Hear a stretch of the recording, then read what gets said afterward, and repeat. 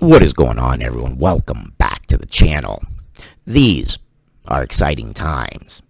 There is big money outflow from Ethereum and big money inflow into Algorand, and for good reason.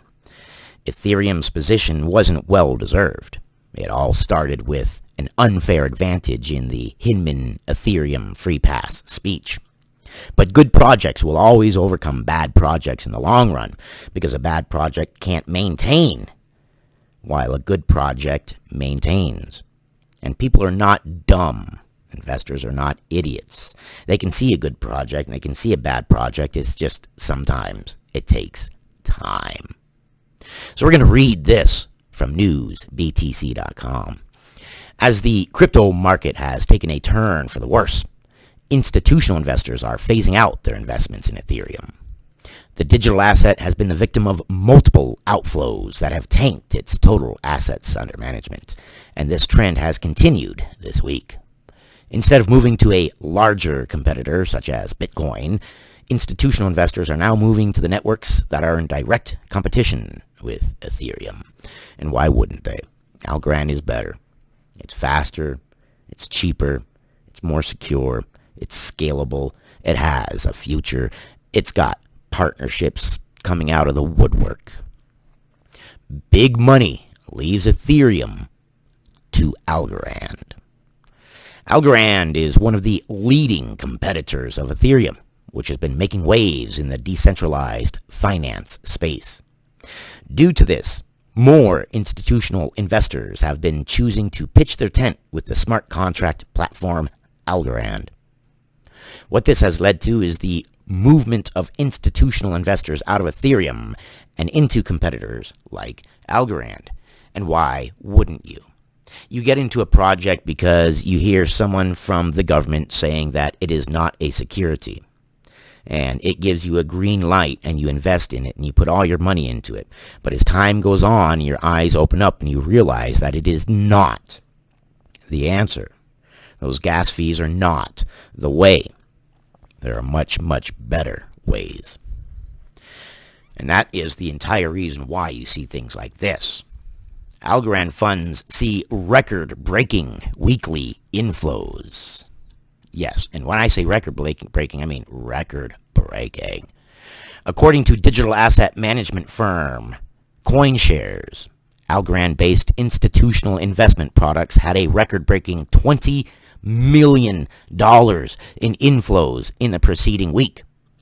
According to Chinese crypto journalist Colin Wu, this could be linked to the Algorand blockchain's recent launches. It's because of all the recent launches, yes, and it's because people are waking up to a better way as well. As the cryptocurrency market gets older and people get more into it and they realize what it is, the worst projects are going to get further and further behind, and those good projects that have been stifled down and hidden are going to be revealed. They're going to go up. As for the leading smart contract platform, outflow continues to rock the asset. Yes. Oh, wait, hold on. I skipped one. Forgive me. Let me go back. Data from last week shows that while Ethereum continues to fall out of favor with big money, Algorand has been right behind it to soak up all the inflows. Yeah, it's like a sponge. All the big money leaving a bad project, come on over, experience something that works for you. This saw inflows into the DeFi protocol reach $20 million for Algorand. For Algorand, that's a new high for the digital asset, and it's evidence of growing interest in other DeFi protocols besides Ethereum. Yeah, brand name recognition, Bitcoin, Ethereum, Bitcoin, Ethereum, Bitcoin, Ethereum. You go to cryptocurrency and people don't know anything about cryptocurrency. They want to get into it and they want to ask you questions because they want to be informed, which I love informing people. What's the first thing they always say? Bitcoin, Ethereum. And then you mention things like there's Algorand, there's XRP, there's XLM, there's so many other cryptos, and their eyes go big and they're like, there's how many cryptocurrencies? I thought there were only two. That first mover advantage is a huge advantage, but it can only get you so far if your product isn't good.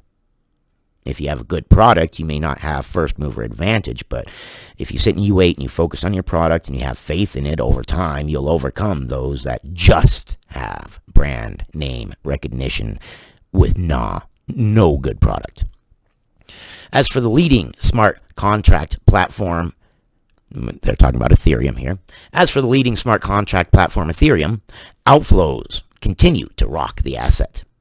It saw a total of $11.6 million leaving last week. And I wonder how much of that went into Algorand.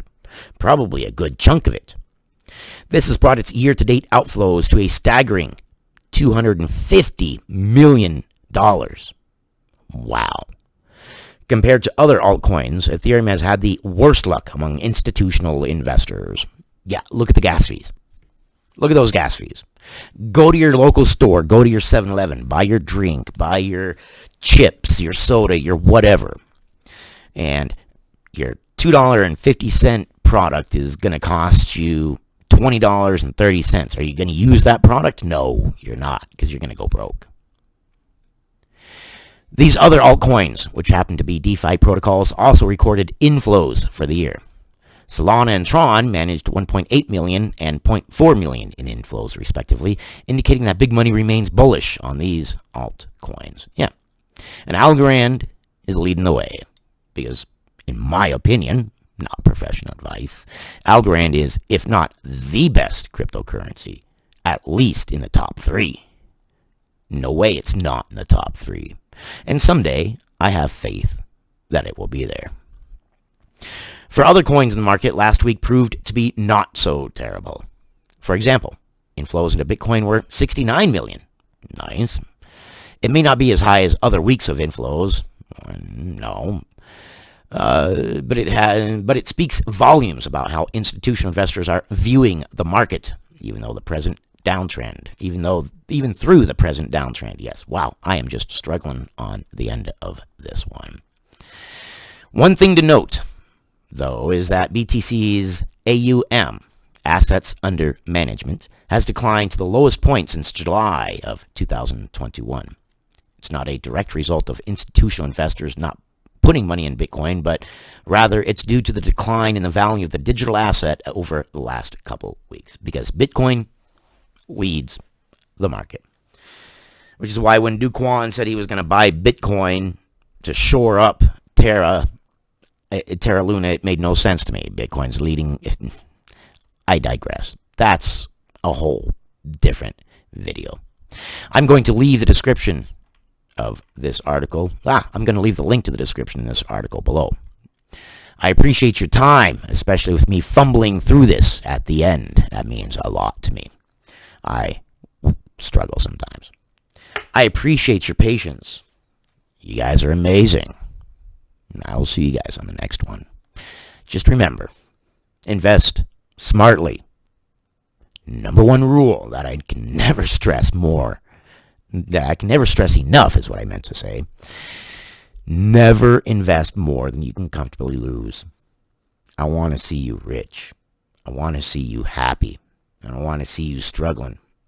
And the number one rule for that, in my opinion, is never invest more than you can lose. Because you can't survive the market if you're drowning. I appreciate you guys. I'll see you on the next one.